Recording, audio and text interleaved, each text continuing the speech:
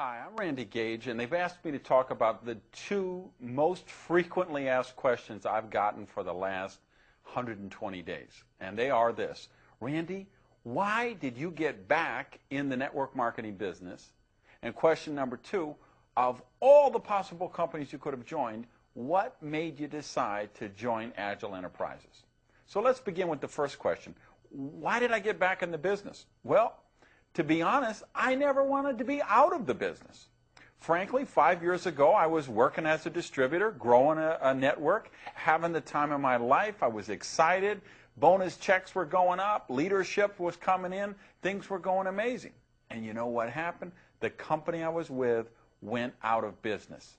Another casualty of undercapitalization, which you see with startup companies all the time. So it wasn't that I wanted to leave the business. I didn't have a choice. So that happened 5 years ago. I've been out of the business a few years, but of course I've still been consulting, still been training people, doing my seminars, writing my books. And along the way, here's what happened. I've been working with some of the most top leadership people in the network marketing industry on a consulting basis. And I will flat out tell you this: I have created more MLM millionaires and MLM multimillionaires than anybody alive. And I'll stack that against anybody. I mean, you send in Mike Wallace and the 60-minute camera crew, you come to my office, we'll start taking out files, and I will show you company after company after company after company where I've trained the #1 worldwide or #1, 2, 3 worldwide. I've got companies where I train the top 10 or top 20 payout leaders worldwide. So what's been going on? For these 5 years or so, I keep creating these millionaires, but I haven't been getting residual income on that, of course. And if you know anything about me, you know I think that's a crime against nature. So, of course, about 2 years ago, I really got over the hurt and the disappointment and the frustration of having that last company go out of business. And 2 years ago, I started looking, okay, where's a program for me? Where's a program I can build personally? Let me get back in the game and be sponsoring people personally and teaching them and training them and growing the network that I love to do so much. With 2 years I looked, and I looked at company after company after company. And you know what? I couldn't find one to join. I'd find some. I liked the products, but I thought the compensation plan was lousy. I had other ones. I tried the products made me sick. I had some that I just felt the management wasn't there. I felt like they didn't have money. Like I didn't think they're going to be here a couple years from now.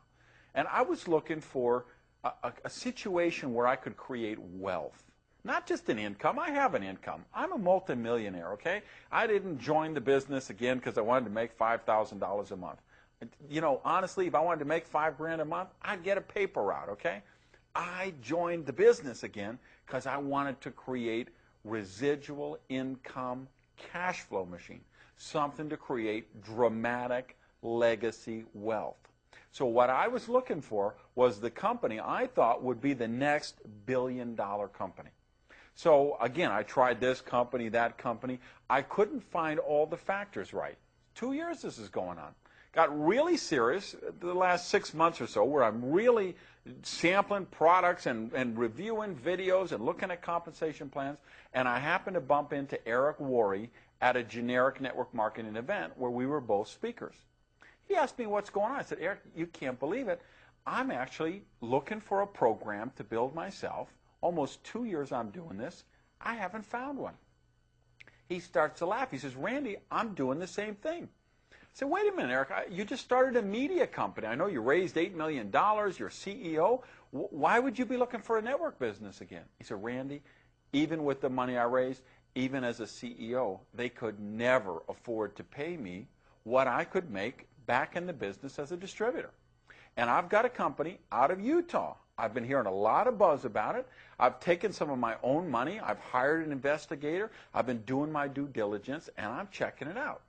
So I said, Eric, you let me know. If you really think it's the right, if this is the one, you call me and I'll be on the next plane out. He calls me up, Gage, get out here. I get on a 6 a.m. flight. I fly out to Utah. And it was on that plane ride there that I put a pen to the pad and really looked at the compensation plan. And that was the point that I really understood the leverage matching bonus. And when I got that, I was about hallucinating, okay? But more about that in a minute. So I went out to Utah. I met Glenn Jensen. I met Craig Bradley. I met the CFO. I met the international guy. I met the national marketing guy. I met the guy for Japan and other countries. And I just said, I think this is the one. I loved the product story, and I started looking at all the equations. Does this have what it takes to be the next billion-dollar company? Because here's what I think it's very important you understand if you're looking to create wealth. Let's, one of the things Eric likes to talk about is the categories you can put companies in. And I kind of follow his lead. I put them into 4 different categories here. 4 buckets, let's call them. Bucket number 1 is the airplane game and the chain letters and the pyramids and the travel cards and the gas cards, okay? Those things are the schemes. Nobody who's serious is going to pay any attention to them. So throw bucket number 1 out the window. Bucket number 2 is the big guys, the old school guys, the Amway and the Herbalife and the New Skin and the Shackley. You know what? Good companies, solid people, solid companies.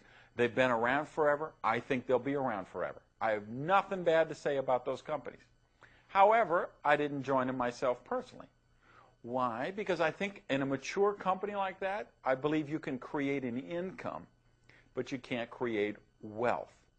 You know, I don't believe Mark Yarnell could join New Skin today and build a $300,000 a month bonus check. I mean, I think the ship has sailed on that. That's just my opinion, but I think in a mature company, if you say, hey, I want to get in the business and build a nice check, a bonus check of $5,000 or $10,000 a month, I think you can do that with a category number 2 company. But again, that isn't what I was looking for. Now, category 3.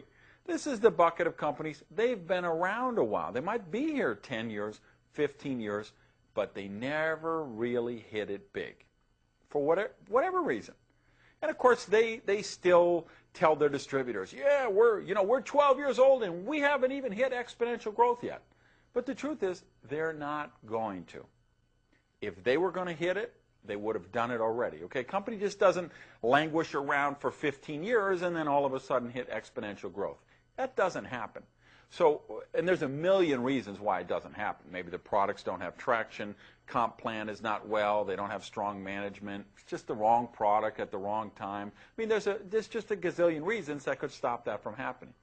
Obviously, I didn't want to be in a bucket 3 company because there's no wealth to be created there. What's the first, the final bucket?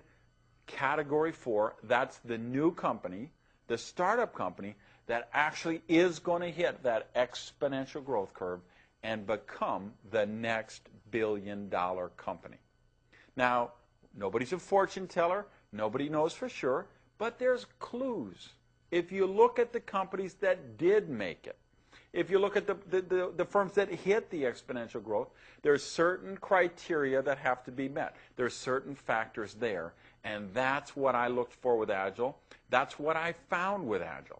So if you ask, how did a guy like Randy Schrader, a guy like Eric Worre, a guy like myself, a guy like Antonio Adair, how did these 4 multi-million-dollar producers all find our way independently to the same company and believe that it's the next multi-billion-dollar company?